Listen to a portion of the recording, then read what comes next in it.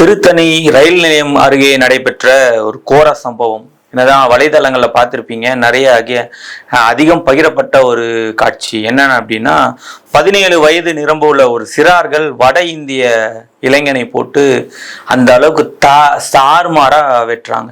இதுல நீங்க முக்கியமா கவனிக்க வேண்டியது என்ன அப்படின்னு பாத்தீங்கன்னா, வடக்கு வாழ்கிறது தெற்கு தேய்கிறதுன்னு இந்த திமுக காரங்க பேசி பேசி பேசி அது எந்த அளவுக்கு கொண்டு வந்து விட்டுருக்கு அப்படின்னா, சக மனிதனை மனிதனாக கூட கருதாமல் அந்த 17 வயது உள்ள சிறார்கள் கத்திய வச்சு எந்த அளவுக்கு வெட்டியிருக்காங்க பாருங்களேன்.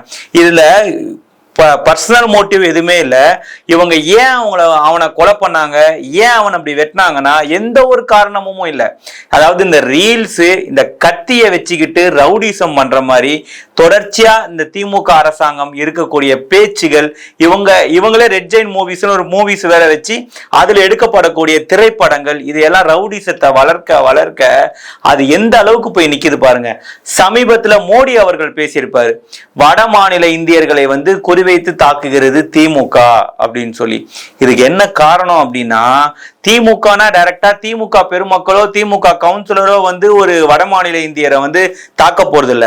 அவர்கள் பேசக்கூடிய பேச்சு எந்த மாதிரியான பேச்சு அப்படின்னு பாத்தீங்க அப்படின்னா, வடக்கு வாழ்கிறது தெற்கு தேய்கிறது, இந்தி திணிப்பு, இந்திக்காரன் வந்துட்டான், அவனை விடாதீங்க, அவன் கம்மியான சம்பளத்துக்கு வேலை செய்யறான், இப்படி பேசி பேசி பேசி இவங்க கொட்டக்கூடிய அந்த விஷம் அது போய் இந்த சிறார்கள் மனதுல நெஞ்சாக ஊறி அது என்ன ஆகி போச்சு அப்படின்னா, யார் நமக்கு எதிரி, இவன் தான் நமக்கு எதிரின்னு சொல்லி அந்த வடமாநில இந்தியனை கண்டம் துண்டமா வெற்ற அந்த காட்சிகள் பார்க்கின்ற நெஞ்சத்தை பதபதைக்க வைக்கிறது.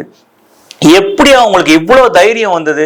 நம்ம காவல்துறை இருக்காங்க, நம்மளை கைது பண்ணுவாங்க, நம்மளுடைய வாழ்க்கை திசை மாறி போயிடும், நமக்கு மேல முதல் தகவல் அறிக்கை பதிவு பண்ணுவாங்கன்ற எந்த ஒரு எண்ணமுமே இல்லாம ரொம்ப கான்சியஸா ரொம்ப தெனாவட்டா அவங்க அந்த வடமாநில இந்தியனை வெட்டும் போது அந்த வடமாநில இந்தியன் என்ன நினைச்சிருப்பான், ஏதோ ஊரை விட்டு ஊர் பொழைக்கிறோம், நம்ம குடும்பம் நம்மளோட நல்ல கதிக்கு வந்துடும், நம்ம குடும்பத்துக்கு நம்ம பணம் சம்பாதிச்சு கொடுத்துருவோம் அப்படின்ற ஒரு எண்ணத்துல தமிழ்நாட்டை நோக்கி வந்தவனை இந்த அளவுக்கு திருத்தணியில இந்த சிறார்கள் பண்ணியிருக்கிறாங்கன்னா, இத சட்டம் ஒழுங்கு பாதுகாப்பு என்னுடைய நேரடி கட்டுப்பாட்டுல இருக்குன்னு சொன்ன ஸ்டாலின் அவர்கள் தலைகுனிய வேண்டுமா வேண்டாமா? வெக்கப்பட வேண்டும். இதுல வேற தமிழ்நாட்டை தலைகுனிய விட மாட்டேன்னு இப்ப தமிழ்நாடு தலைகுனிஞ்சுதானே நிக்குது. எந்த மாதிரியான ஒரு அரசியல் பண்றீங்க? கஞ்சாவையும் போதை பழக்கத்தையும் அதிகரிக்க செஞ்சுட்டு இன்னைக்கு நீங்களே என்ன சொல்றீங்க? கஞ்சா இல்ல, போதை பழக்கம் இல்ல, சட்டம் ஒழுங்கு கட்டுப்பாட்டுல இருக்கு, பெண்களுக்கான பாதுகாப்பான ஆட்சி. எவ்வளவு பொய்! இதெல்லாம் உண்மையா? இதெல்லாம் நடைமுறையில இருக்கா? அமைச்சர் மா சுப்பிரமணியன் அவர்கள் பேசுறாரு, நாங்க இந்த போதை பழக்கத்தை கட்டுப்படுத்திட்டோம், போதை பழக்கமே இல்லாத தமிழ்நாடா மாறிடுச்சு அப்படின்னு. இது திமுக அமைச்சரா இருக்கிறதுக்கு என்ன தகுதி வேணும் அப்படின்னா, இந்த மாதிரி நிறைய பொய் பேசணும். இந்த மாதிரி பொய் பேசினா திமுகல அமைச்சர் பதவி தானா தேடி கொடுப்பாங்க. ஏன் அந்த அமைச்சர் மா சுப்பிரமணியன் இந்த செய்தித்தாள்கள்லாம் படிக்கிறது இல்லையா? இந்த சம்பவம்லாம் அவருக்கு தெரியாதா? கிலோ கணக்குல போதை பொருட்களும் கஞ்சாவையும் எடுக்கிறாங்க. எங்கிருந்து எடுக்கிறாங்க? யார் இதை விற்கிறா? யார் அதை பறிமுதல் பண்றாங்க? ஏன் இது உங்களுக்கு தெரியவே தெரியாதா? ஏன் உங்களுக்கு காவல்துறையில பதிவாகக்கூடிய எஃப்ஐஆர்லாம் உங்களோட கவனத்துக்கு வரவே வராதா? அப்படி இவ்வளவு கஞ்சாக்கள், இவ்வளவு போதை பழக்கங்கள், பெத்தமட்டாயின்லாம் இருக்குன்னு சொல்றாங்க. ரொம்ப ஆச்சரியமான தகவல் சொல்லியிருப்பாரு சமீபத்தில் நயினார் நாகேந்திரன் அவர்கள். அப்ப இதெல்லாம் பயன்படுத்தக்கூடிய இளைஞர்கள் யாரு? எங்க இருந்து இதெல்லாம் வருது? இது எந்த மாதிரியான ஒரு நெட்வொர்க்ல இருந்து வருது? இதையெல்லாம் ஒரு தமிழ்நாடுடைய உளவுத்துறை என்ன தூங்கிக்கிட்டா இருக்கு? உளவுத்துறை நினைச்சா கண்டுபிடிக்க முடியாதா? இதே முதலமைச்சர் நினைச்சாருன்னா இந்த மாதிரியான போதை பழக்கங்களை தடுக்க முடியாதா? போதைக்கு அடிமையாகாதீங்கன்னு சொல்லிட்டு முதல்வர் ஸ்டாலின் விளம்பரம் மட்டும் பண்றாரு. இந்த கஞ்சாவையோ அபினியோ பெத்தமட்டாயினையோ இந்த சாராயத்தையோ ஒழிக்க என்ன இந்த அரசு முன்னெடுப்பு எடுத்தாங்க? இந்த 4 ஆண்டு அரசுல 4 ஆண்டு ஆட்சிக்கு இவங்க மது ஒழிப்பு பத்தி பேசுறாங்கல்ல, மதுக்காடு நேரத்தை குறைச்சாங்களா? இல்ல பாட்டிலுக்கு 10 ரூபா மேல வாங்கி விற்காம இருந்தாங்களா? இல்ல மதுக்கடைகள் மூடப்பட்டதா? எதுவுமே இல்ல. இவங்களே போதை பழக்கத்தை அதிகரிக்க செஞ்சுட்டு இப்ப என்ன சொல்றாங்க?